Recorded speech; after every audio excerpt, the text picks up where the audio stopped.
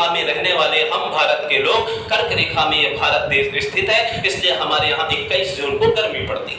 और सूर्य की यदि बात करें तो सूर्य जो है वो 21 मार्च को कहाँ होता है, इस लाल वाली लाइन में होता है। 21 मार्च को जो सूर्य है वो इस लाल वाली लाइन में, यानी जिसे हम भूमध्य रेखा या 0 डिग्री या इसे ही हम विषुवत रेखा कहते हैं, यहाँ पर यह सूर्य स्थित होता है। और जब सूर्य 21 मार्च से ऊपर की ओर यानी उत्तरायण होता है तो वो तारीख होती है 21 जून की, जब सूर्य कर्क रेखा में पहुंचता है। उसके ऊपर तो सूर्य जा ही नहीं पाता है, तो 21 जून की वो तारीख होती है जब सूर्य यहाँ पर लंबवत उसके सिर के ऊपर चमकता है, तो वो 21 जून होता है।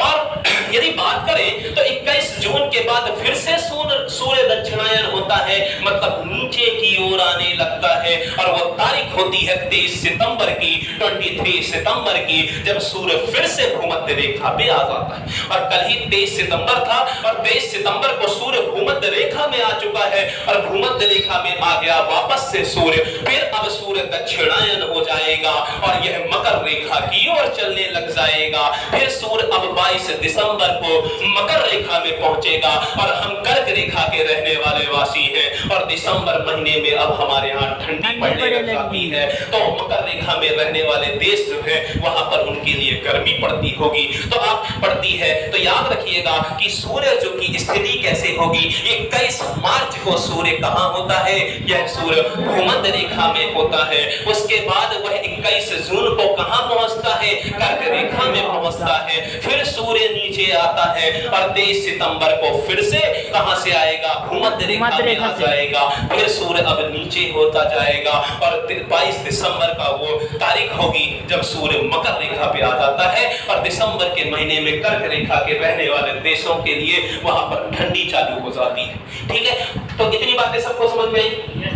और यह एक वन लाइनर फैक्ट भी आप याद रखिएगा कि 21 मार्च और 23 सितंबर का वो दिन होता है जहां पर दिन और रात बराबर होते हैं। इस तारीख को आप याद रखिएगा कि भूमध्य रेखा में दिन और रात बराबर हो जाया करते हैं। वो तारीख होती है कौन सी, 21 मार्च और 23 सितंबर। याद रहेगा सबको, ठीक है, क्योंकि सूर्य जब लंबवत उस पर आता है तो दिन और रात की स्थितियां बराबर हो जाती हैं इस भूमध्य रेखा में। फिर सूर्य जब 21 जून को हमने कहा जब कर्क रेखा में पहुंचता है तो इस दिन सबसे बड़ा दिन होता है कर्क रेखा के रहने वाले देशों के लिए कि कर्क रेखा का सबसे बड़ा दिन कब होता है, 21 जून को। यानी भारत देश का सबसे बड़ा दिन कौन सा होगा, 21 जून दिन बड़ा होता है। ठीक है, तो उसी तरह मकर रेखा में रहने वाले लोगों के लिए सबसे बड़ा दिन कौन सा होगा, 22 दिसंबर को। तो यह भी पूछा जा सकता है, तो याद रखिएगा। तो आपको डेट याद हो गई कि सूर्य कब कब कहां कहां पहुंचता है। इतनी बातें सबको समझ में आई। आपने क्या सीखा,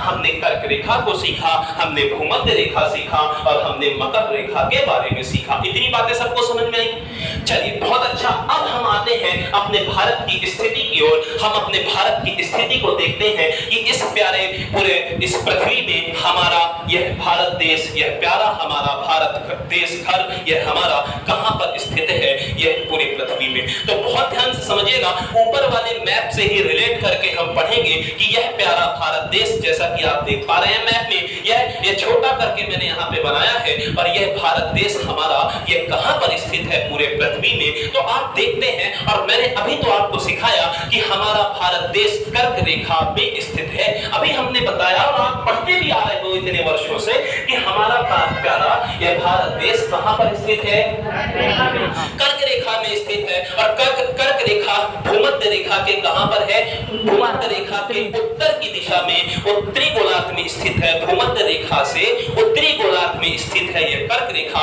और इसी तरह आपने देखा कि यह है भूमध्य रेखा जिसे हम 0 डिग्री कहते हैं और इसके उत्तर की दिशा में स्थित है क्या, कर्क रेखा। इसके उत्तर की दिशा में है कर्क रेखा और कर्क रेखा में यह प्यारा हमारा भारत देश स्थित है। आप समझ सकते हैं, यहाँ पे मैंने कर्क रेखा को समझाया था, यहाँ पर भारत की स्थिति को अब बताऊंगा कि भारत देश इस कर्क रेखा में स्थित है। और आप देख सकते हैं इस मैप में, यह दूसरे वाले मैप में आप देख सकते हैं कि भूमध्य रेखा ये हो गई और इसके उत्तरी गोलार्ध में स्थित है यह कर्क रेखा, जैसा कि हमने इस मैप में पढ़ा। और इसको देखेंगे हम कि यह कर्क रेखा में स्थित है ये हमारा प्यारा भारत देश। ठीक है, इतनी बातें सबको समझ में ठीक है, यानी आपका जो घर है यह भारत देश, ये कहां पर स्थित है? कर्क रेखा में, ठीक है, जो कि भूमध्य रेखा के उत्तरी गोलार्ध में है, जैसा कि आप देख भी सकते हैं। देख सकते हैं कि नहीं देख सकते?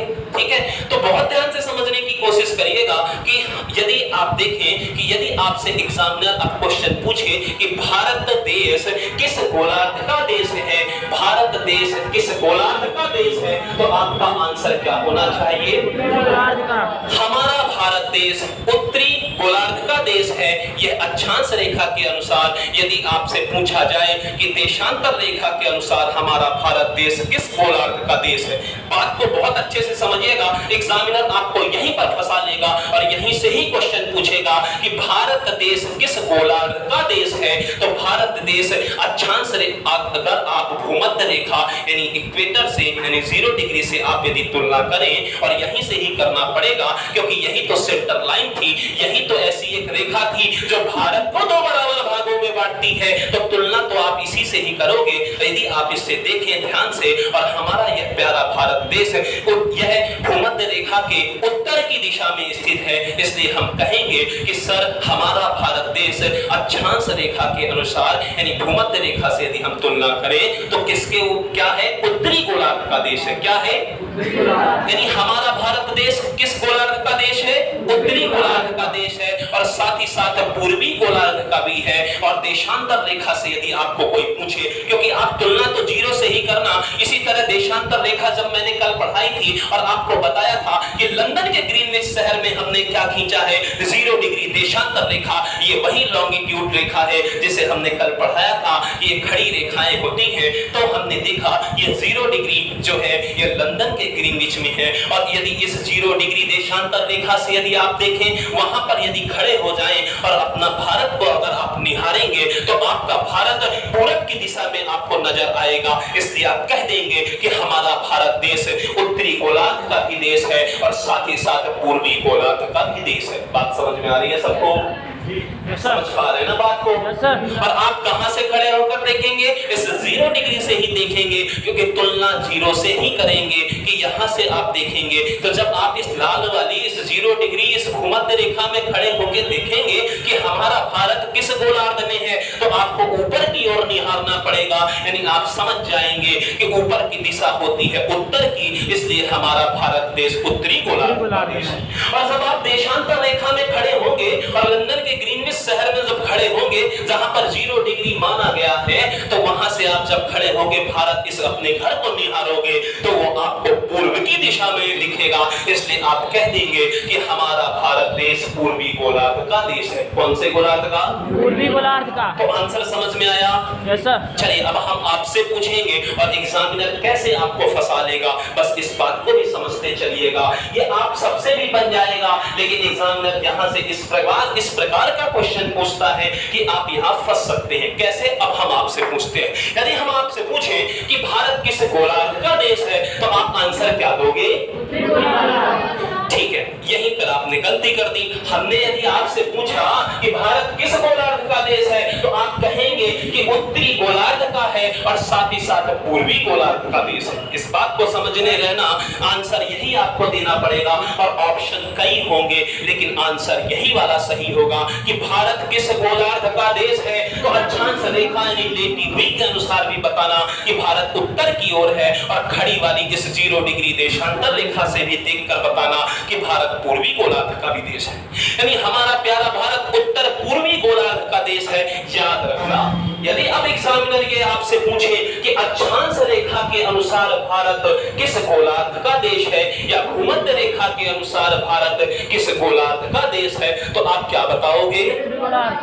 तो फिर सिर्फ आंसर उत्तरी गोलार्ध देना, क्योंकि आंसर सिर्फ एग्जामिनर आपसे यह पूछना चाह रहा है कि मैं सिर्फ आपसे भूमध्य रेखा के अनुसार पूछ रहा हूं। उसने देशांतर रेखा कहा क्या? उसने अक्षांश रेखा के अनुसार जब पूछेगा तो आप अक्षांश का आंसर दीजिएगा, जब देशांतर पूछेगा तो आप कहेंगे कि हमारा भारत पूर्वी गोलार्ध का देश है। बात समझ में आ रही है सबको?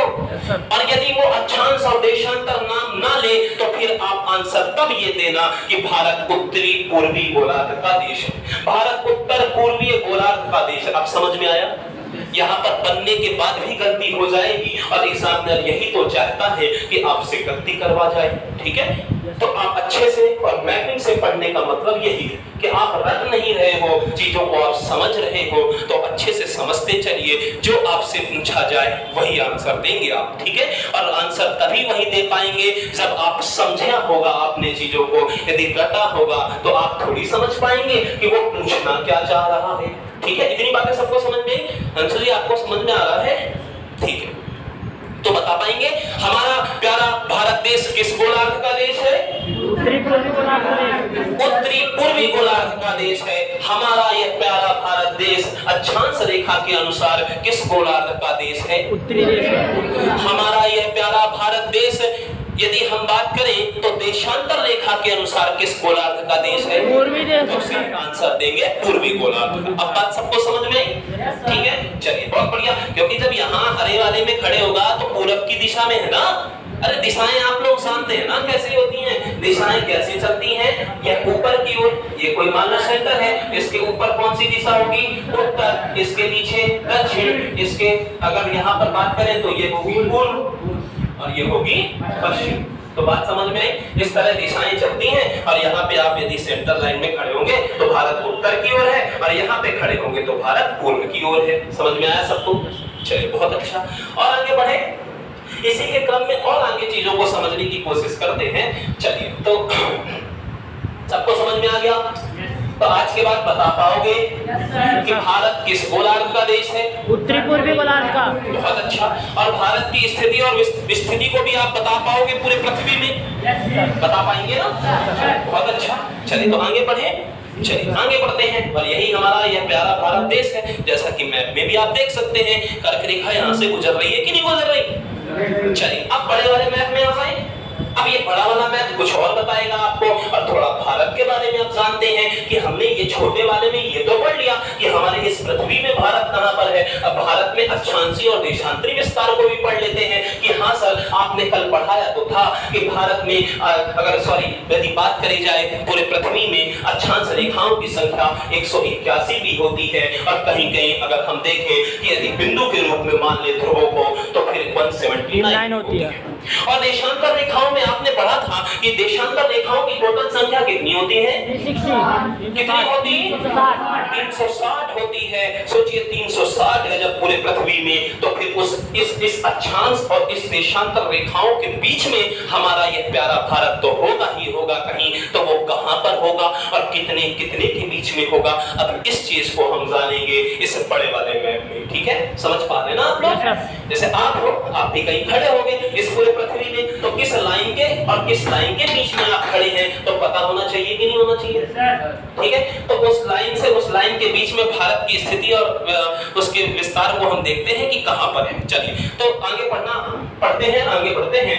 तो देखिएगा, ठीक है, तो यहाँ पे आप लिख सकते हैं कि यहाँ पर एक क्वेश्चन के रूप में लिख सकते हैं कि भारत उत्तर पूर्वी गोलार्ध का देश है। उसको पढ़ने से पहले ये भी आप लिख सकते हैं, तो लिख लीजिएगा, लिख लीजिए।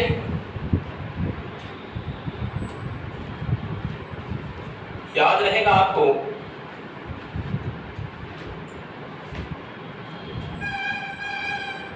उत्तर पूर्वी